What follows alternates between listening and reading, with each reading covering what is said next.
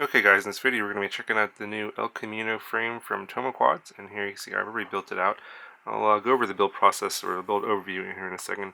This is a really interesting frame, very nice. It's for 3-inch props. The motor mount here is a 9mm motor mount pattern only, so you're going to be kind of limited to either 11.0X style motors like 11.04, 11.06, or these RotorX motors. These are the 1404 3600 kV motors that has the 9mm hole pattern.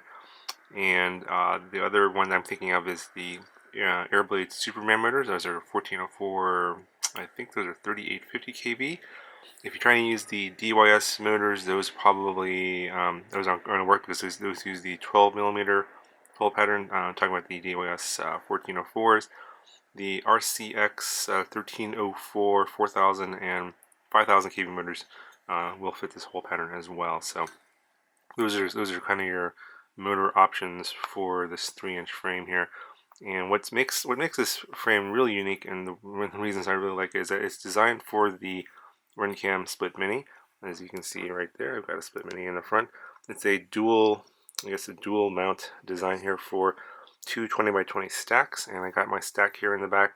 It's a HGLRC Zeus F4 all-in-one, and I've got the HGLRC TX20 on top of there.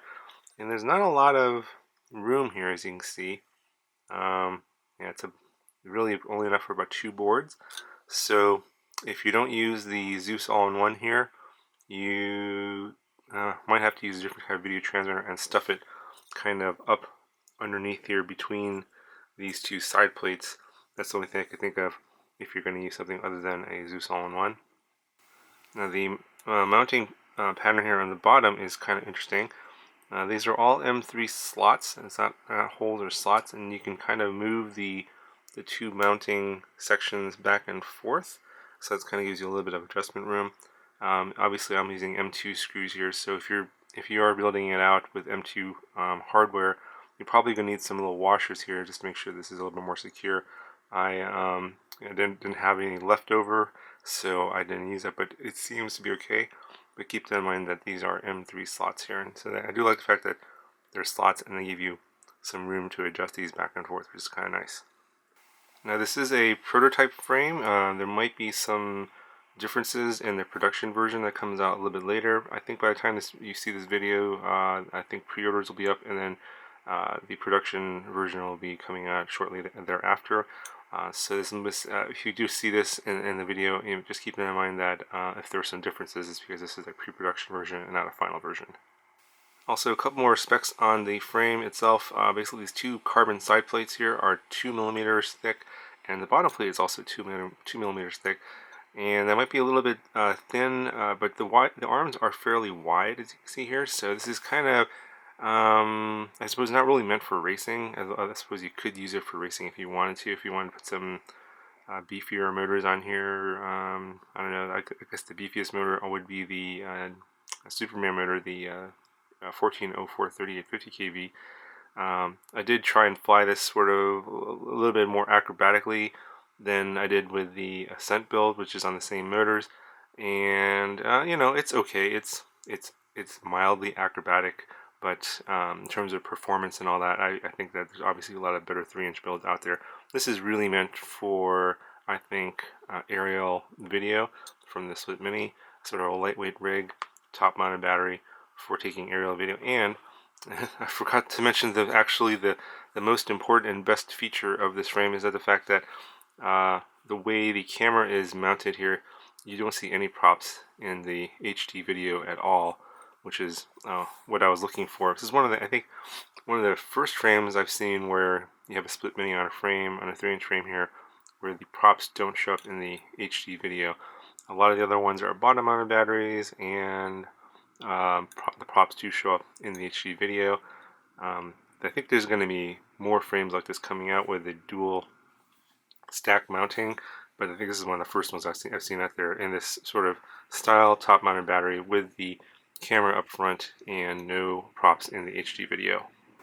Also, I think another advantage of this frame is the top-mounted battery here is very wide, very long here. So and it's just above the prop line, so you're not going to be striking the battery with the props.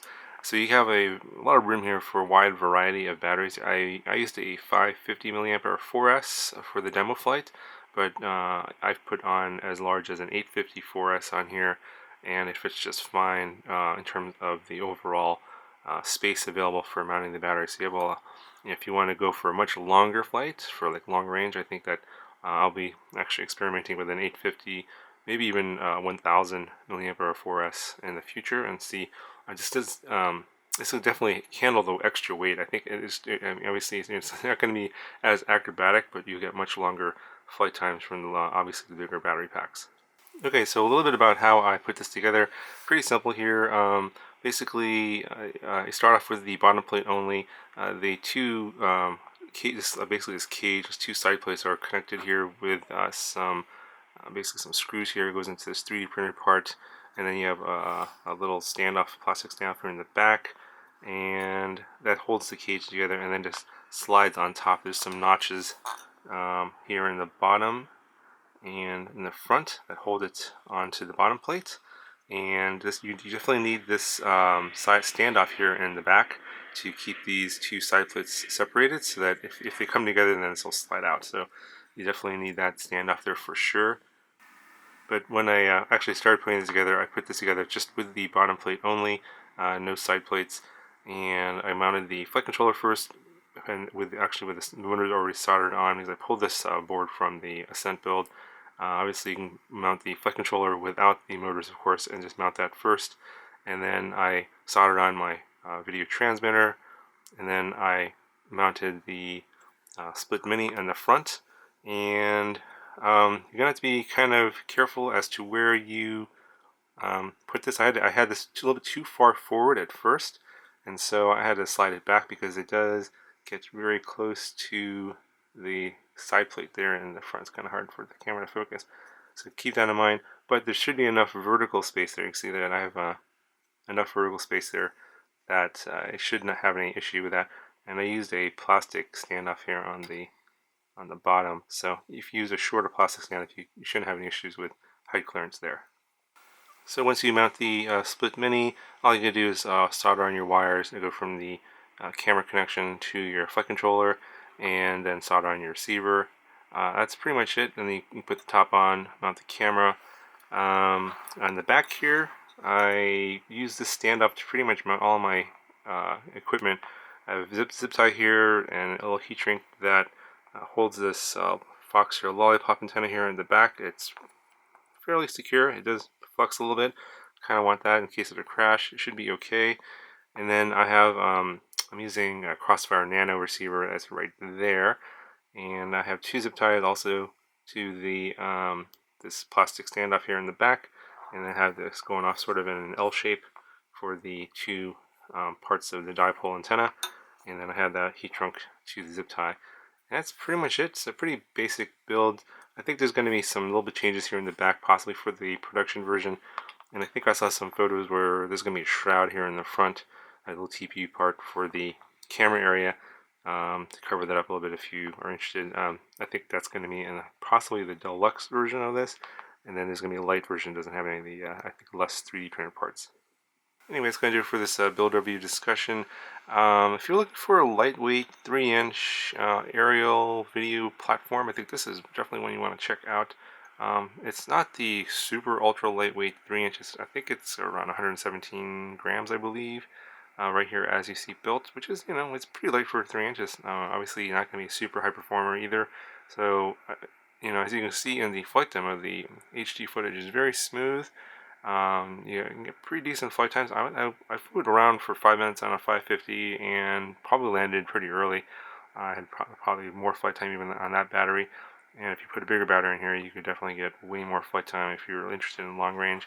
And obviously here you can go long range with something like this setup here I have with a Crossfire Nano that'll fit right there in between the two stack mounting points. So plenty of room for your electronics. I think that if you use the parts that I used here, and all the parts will be in the description, I think this will be a really nice build for those aerial videos.